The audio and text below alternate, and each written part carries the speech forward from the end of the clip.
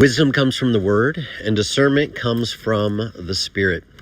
As the world gets louder and louder, we have to realize that people's faith is going to get tested in ways that many of us may not expect. Recent conversations around aliens, disclosure, and faith is people asking, what would happen if the world confirms something that we don't fully understand? Would it shake people's beliefs? Would it challenge Christianity? Would it cause people to question what they actually believe? But here's where my mind goes. Christian faith has never been built on what the government confirms. It's never been built on what science discovers next. It's never been built on headlines, theories, culture, and public opinion. It's built on Jesus Christ, his life, his death, his resurrection, his word, his promise.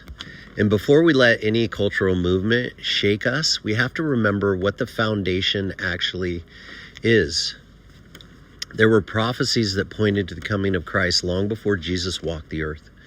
There were generations of writers, witnesses, and historical movements that all pointed towards the same story. And then Jesus stepped into human history, and in 3 short years, he transformed the entire world. He taught with authority. He healed the sick. He fulfilled what had been written. He went to the cross. He died for you and me, and he was buried. And on the 3rd day, he rose again. He was seen by countless witnesses.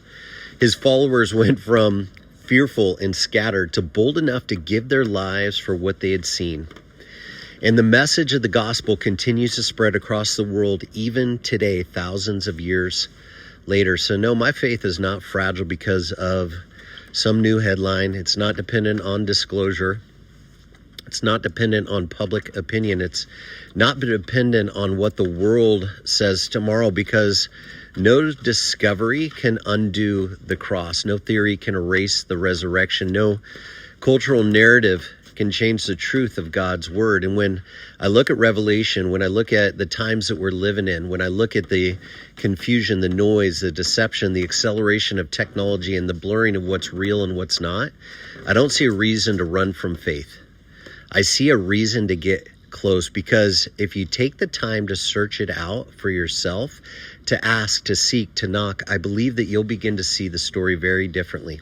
I know I did. I went from walking in the world, living by the world's operating system, chasing what I thought would satisfy me, to becoming a new creation. And that transformation didn't come from having every answer figured out. It came from proximity, getting close, staying close, returning to the word, learning to hear again. Because if you're far from the word, confusion gets louder. And if you're far from prayer, fear gets louder.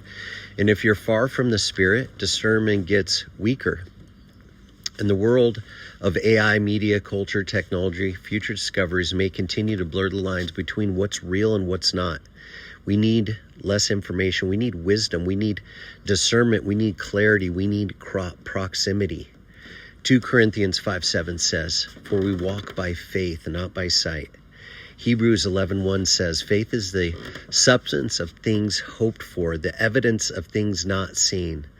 Corinthians 1:16 reminds us that by him all things were created, visible and invisible. So the question is not just, what do you believe? The bigger question is, how close are you to him? Because for me, that has become the only question. How do I get close? How do I stay close? The world is getting louder and louder. Confusion is getting and going to be increasing for everybody. People's faith is going to be tested. But wisdom comes from the word. Discernment comes from the Spirit. And proximity may be one of the greatest gifts that we can pursue in this season. So if this resonates with you, share it with somebody who needs clarity in a very noisy world. Remember to like and share it, my friend. And as always, stay close.